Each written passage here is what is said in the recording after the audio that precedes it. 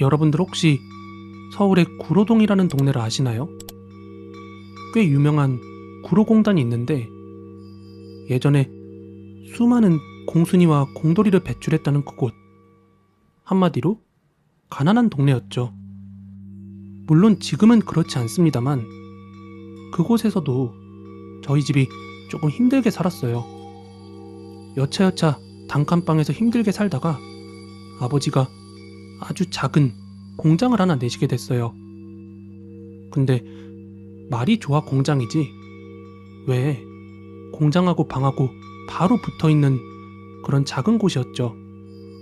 그곳에서 살림 및 공장을 하게 되었어요.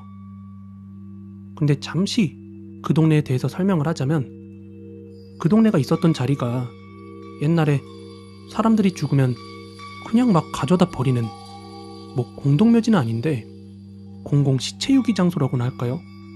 뭐 그런 장소였다는 소문이 있었답니다. 그리고 그 자리를 밀어내고 지은 것이 그때 제가 살던 동네였다는 거예요. 그래서 그런지 유독 사고로 죽던 뭘로 죽던 죽는 사람들이 많이 생겼었어요.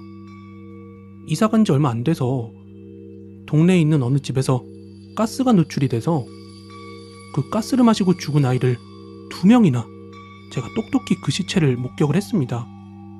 그리고 나서 그 집 할머니가 마치 노래하듯 막 펑펑 우시면서 동네를 하염없이 돌아다니는 모습도 보았죠. 엄청 무서웠습니다. 그리고 그때 제가 살던 집은 반지하여서 계단을 한참 올라와야 작은 문을 통해 바깥으로 나갈 수가 있었고요.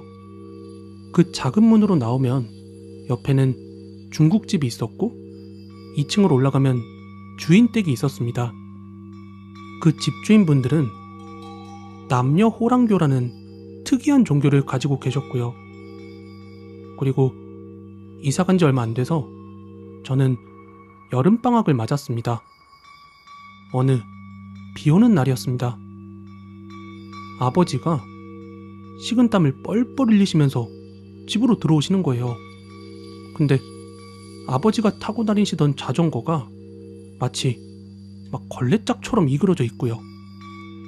놀란 엄마가 어찌 된 일이냐고 여쭈시니까 아버지가 아휴 오늘 죽을 뻔했어. 어떻게 된 일인고 하니 어느 트럭 뒤를 따라서 자전거를 타고 가시다가 신호에 걸려서 트럭이 정지를 했대요.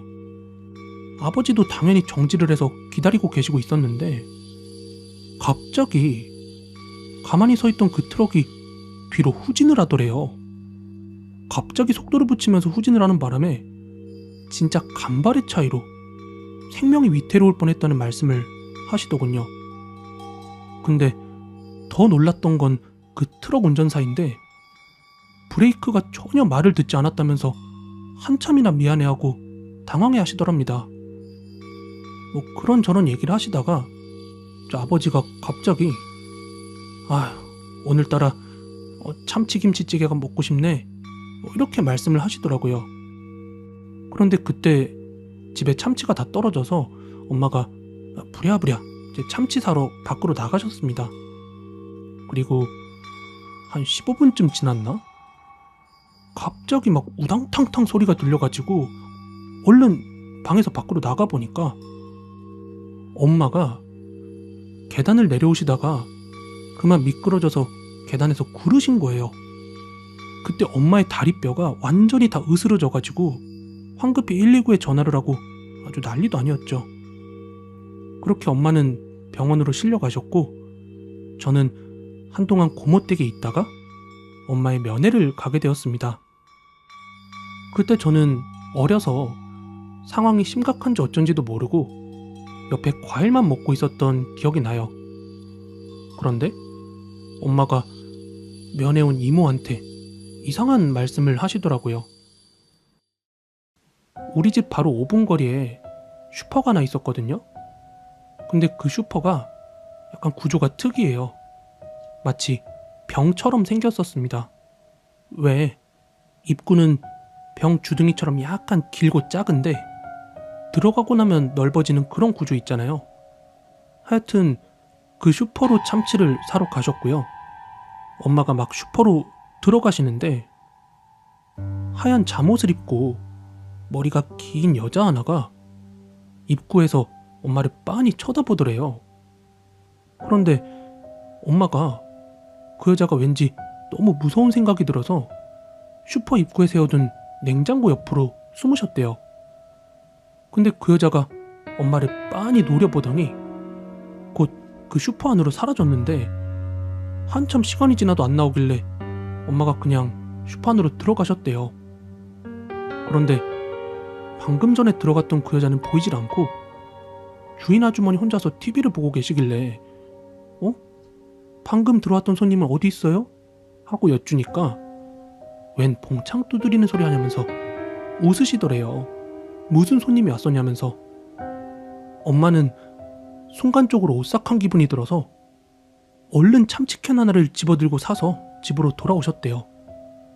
그때 비도 부슬부슬 오고 마음이 떨리고 그래서 급히 집 문을 열고 계단을 내려가시는데 그때 갑자기 누가 뒤에서 엄마를 확 떠밀더래요. 엄마가 다리가 너무 아파가지고 비명도 못 지르시고 입만 뻥긋뻥긋하고 있는데 얼핏 위를 보니까 아까 봤던 그 하얀 잠옷 입은 여자가 엄마를 계단 위에서 빤히 쳐다보고 있더랍니다.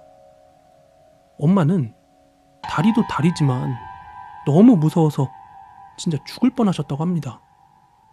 그러다가 아빠랑 저랑 나오는 소리를 듣고 그 여자가 갑자기 어디론가 사라져버렸다고요. 이모는 엄마가 몸이 허약해서 헛것본 거라고 그렇게 위로를 하시더라고요. 그런데 일이 그렇게 끝난 것이 아니었습니다. 엄마는 한참 동안을 병원에 계시다가 퇴원을 하셨고요. 그리고 엄마가 퇴원을 해서 집에 돌아오신 이후로 성격이 많이 날카로워지시고 신경질적으로 되어 가셨어요. 그래서 아버지랑도 많이 다투기도 하셨거든요. 그리고 이 이야기는 제가 조금 커서 들은 얘기입니다. 엄마가 몸이 안 좋아서 한참을 고생하시다가 잠들 때가 되면 이제 잠이 좀 들만하면 어디서 하얀 옷을 입은 여자 셋이 서로가 손을 잡고서 엄마 머리맡에서 엄마를 빤히 내려다본대요. 엄마가 너무 무서워서 몸부림을 치고 막 소리를 치려고 하면 다시 쓱 사라졌다가 또 잠들만 하면 다시 나타나고, 아버지는 미신을 전혀 믿지 않으시는 성격이어서 이런 얘기는 그냥 흘려들으시고 했었나 봐요. 그렇게 엄마는 그 새 여자 귀신한테 괴롭힘을 당하게 되셨죠. 그러던 중 우리 동네에선 정말 섬찟한 일이 생겼습니다. 좀 전에 말했죠. 우리 옆집은 중국집이라고요. 근데 그 집 아이가 그때 저랑 꽤 친해가지고 같이 잘 놀기도 하고 어디도 같이 잘 다니고 그랬거든요. 그런데 그 집 주방장 아저씨가 뭔가 이상했어요. 나이 35을 넘긴 노총각이었는데 많이 외로워서 그런지 얼굴 표정은 늘 안 좋고 술 먹고 실수도 자주 하는 편이었죠.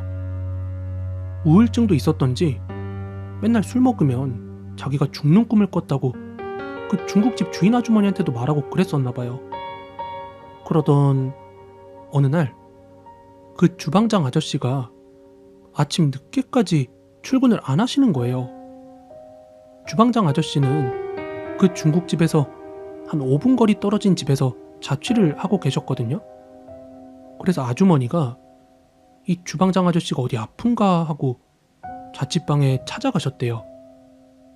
그런데 아줌마가 미친 듯이 소리를 지르시면서 아이고 세상에, 주방장 아저씨 목 맸어요. 아이 누가 좀 와봐요. 이때가 아마 주일날로 기억이 됩니다. 그날 학교를 안 갔던 걸로 기억을 하고 있는데 아줌마가 그 집에서 막 소리를 지르면서 뛰쳐나오시는 걸 봤었어요. 목매서 죽은 사람도 그때 처음 봤었습니다. 어렴풋이 기억이 나는데 입술이 파랗게 됐었던 것 같아요. 그리고 주방장 아저씨의 죽음은 제가 생각하기에도 참 미스테리입니다. 왜냐하면 아저씨의 자취방은 천장이 낮아서 절대로 목을 맬 만한 높이는 안 됐거든요.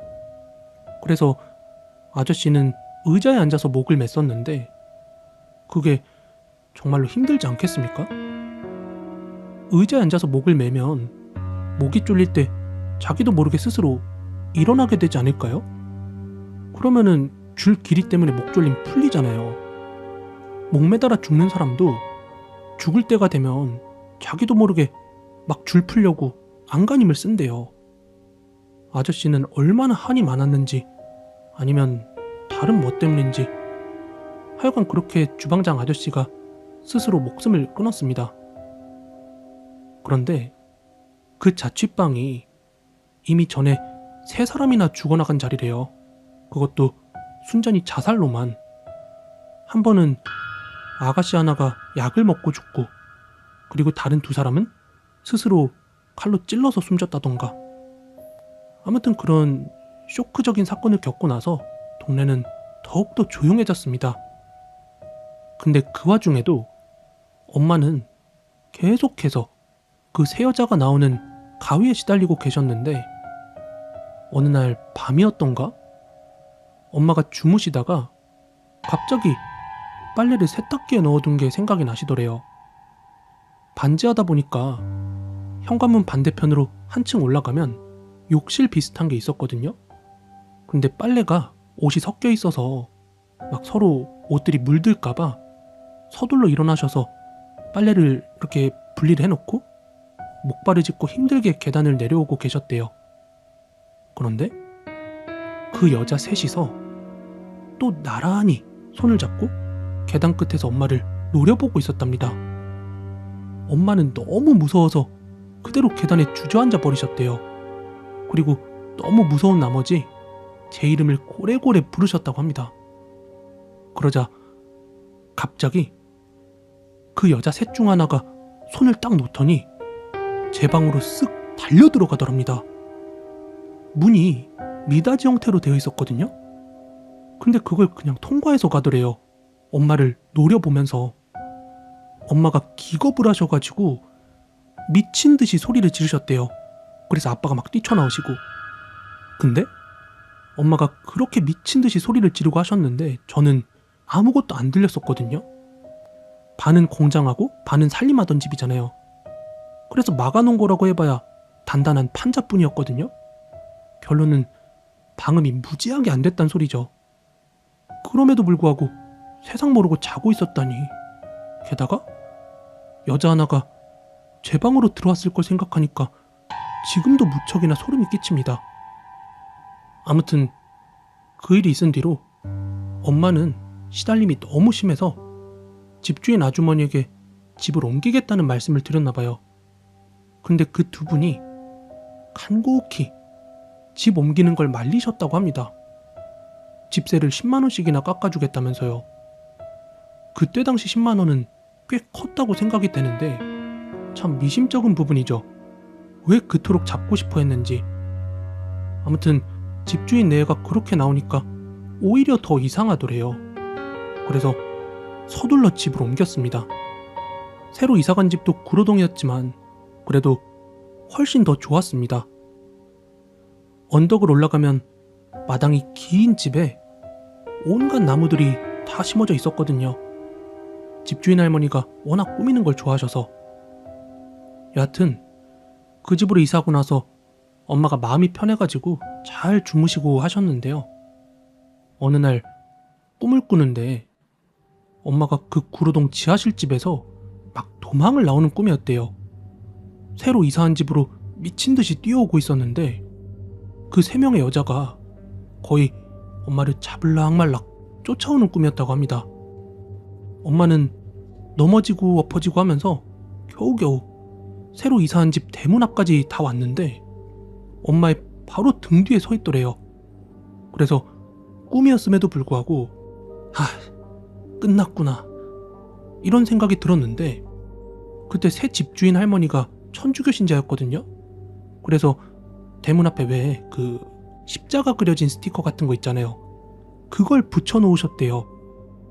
근데 그걸 보더니 갑자기 그 여자 셋이 울면서 뒤돌아서 막 달려가더래요. 꿈이니까 뭐 굳이 쫓아가서 보지 않아도 보이는 거 있잖아요. 아무튼 그 여자들이 막 울면서 돌아간 게 다시 그 구로동 지하실이었답니다. 그 이후로는 엄마는 다시는 그 귀신들에게 괴롭힘을 안 당하셨다고 하고요. 이 일이 있었던 지 벌써 수십 년이 넘었는데요.